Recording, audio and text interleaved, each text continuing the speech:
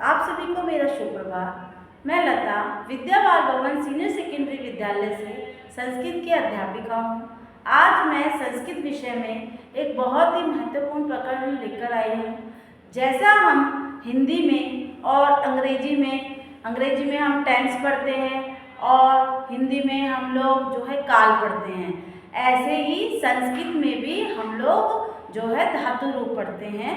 इसी प्रकार जिस प्रकरण को मैं आज बताने जा रही हूँ इस वीडियो के माध्यम से, उसका नाम है लंग लकार प्रथम पुरुष एकवचन। ये जो प्रकरण है ये अपने आप में बहुत महत्व रखता है। लंग लकार हमने जो है संस्कृत भाषा में लकार पढ़े हैं, हिंदी भाषा में हमने काल के रूप पढ़े हैं कि कितने काल होते हैं। तो जो हम जानते हैं, सभी को पता है, अंग्रेजी हिंदी की बात करें और साथ में संस्कृत की, तो तीन हम जो यहाँ पे पढ़ते आए हैं मुख्य रूप से। एक होता है हमारा वर्तमान काल, एक होता है हमारा भूतकाल और एक होता है हमारा भविष्य काल। ये आप सभी भली भांति जानते होंगे कि वर्तमान काल जिसमें हम जी रहे हैं, जो कार्य चल रहा है, और भूतकाल जो कार्य हो चुका है, और भविष्य काल जो कार्य करने वाले हैं, जो कार्य होने वाला है।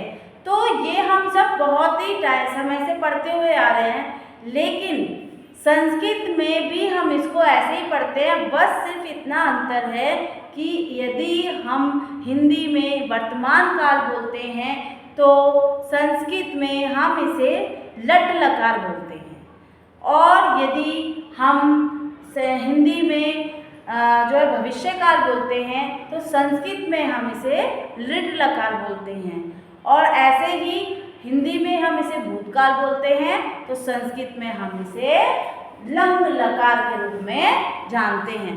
लंग लकार अर्थात लंगड़ा, लंगड़ा के नाम से ही आप इसको आसानी से समझ सकते हैं।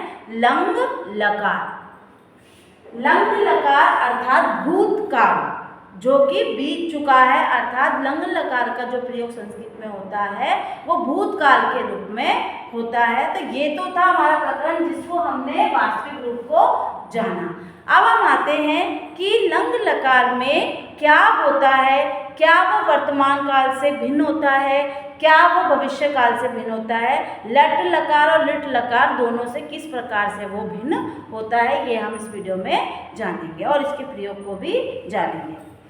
सबसे पहले देखिए, धातु के प्रारंभ में अ जोड़ते हैं। ये तो हमें पता है कि जब हम धातु रूप बनाते हैं तो प्रत्ययों का प्रयोग करते हैं, और जो लंग लकार की खासियत है कि जब हम इसका धातु रूप बनाते हैं उस समय हम इसमें उपसर्ग का प्रयोग करते हैं, और आ जुड़ने के बाद ही जो है लंग लकार धातु लंग लकार के रूप में परिवर्तित हो जाता है। जैसे धातु के प्रारंभ में आ जोड़ते हैं, लंग लकार प्रथम पुरुष एक वचन के रूप बनाने के लिए धातु के अंत में अत जोड़ते हैं। तो सबसे पहले लंग लकार को बनाने के लिए हम जो भी शब्द होता है उसके प्रारंभ में अ जोड़ते हैं, और यहाँ पर क्योंकि बात हो रही है लंग लकार सिर्फ और सिर्फ प्रथम पुरुष की, सिर्फ और सिर्फ प्रथम पुरुष, यानी जिसके बारे किसी और के बारे में हम बात करते हैं, जब किसी अन्य पुरुष के बारे में बात करते हैं तो वो हमारा प्रथम पुरुष होता है। प्रथम पुरुष एक वचन, और प्रथम पुरुष में भी हम सिर्फ और सिर्फ एक वचन की बात करेंगे इस वीडियो में। तो यहाँ पर लंग लकार प्रथम पुरुष एक वचन के रूप बनाने के लिए, लंग लकार प्रथम पुरुष के एक वचन का रूप बनाने के लिए इसके अंत में अत जोड़ दिया जाता है। अत जोड़ दिया जाता है जो बहुत ही महत्व रखता है। अत जोड़ दिया जाता है जिससे जो है प्रथम पुरुष एक वचन का रूप लंग लकार में ले लिया जाता है।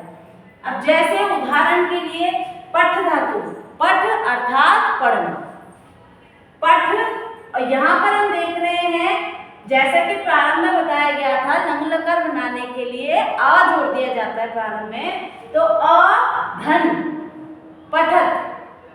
अब यहाँ पर पठत, अगर आपसे मैं कहूँ कि पठत में से आप प्रत्यय को अलग कीजिए, तो पठत में से जब हम प्रत्यय को अलग करेंगे पठ धन अथ हो जाएगा।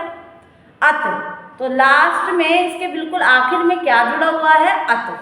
तो यहाँ पर आप देखेंगे, यही यहाँ पर ये कह रहा था कि धातु के अंत में अत जोड़ते हैं जब हम प्रथम पुरुष एक वचन बनाते हैं लंग लकार का।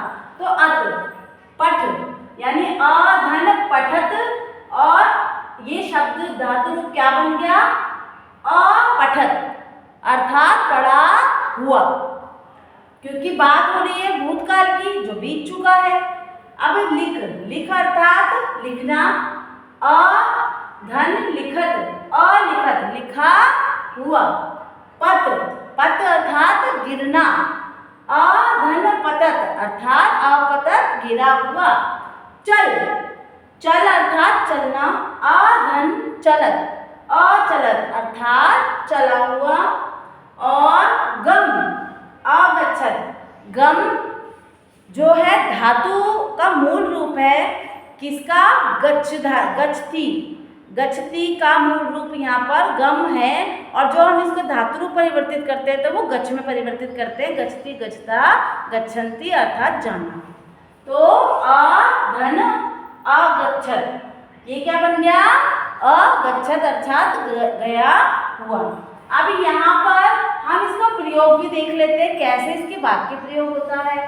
तो कह, अपठत, अब कह की बात हो रही है, तो यहाँ पर प्रश्नवाचक जो है हमारा वाक्य देख रहे हैं। तो जब भी हम पुरुष अर्थात पुल्लिंग के लिए जब हम प्रयोग करते हैं, तो आपने पढ़ा होगा कि धातु के जो धातु को हम पढ़ते हैं उस स्थिति में हम लोग पुल्लिंग के लिए जो है कह का प्रयोग करते हैं, और स्त्रीलिंग के लिए का प्रयोग करते हैं, और जो है नपुंसक लिंग के लिए कानी का प्रयोग करते हैं।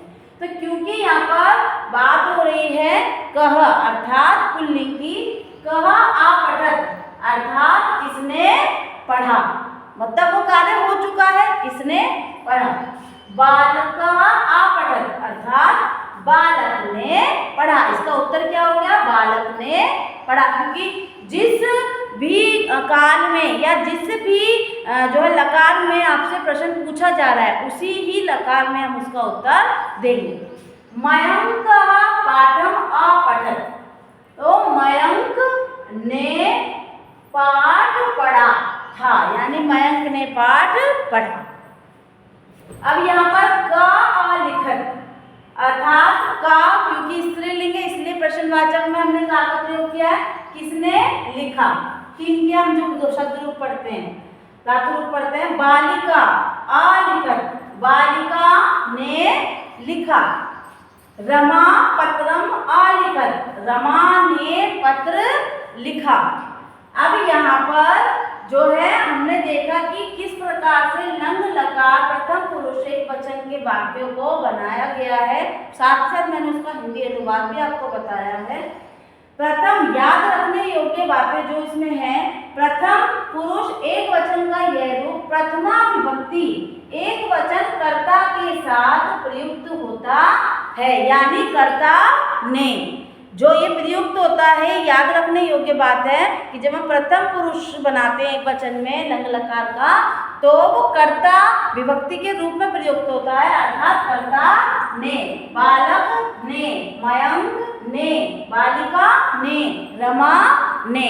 तो इस प्रकार आपने जाना कि लंग लकार का प्रयोग कितना महत्वपूर्ण होता है, और लंग लकार को जानना भी इतना मुश्किल नहीं है। यदि आप इसको बहुत अच्छे से समझेंगे और प्रयोग करेंगे तो बहुत अच्छे से इसका जो है वाक्य निर्माण भी कर सकते हैं इसके अंदर। मैं आशा करती हूँ कि आपको ये वीडियो बहुत अच्छा लगा होगा और ये आपके लिए लाभदायक सिद्ध होगा।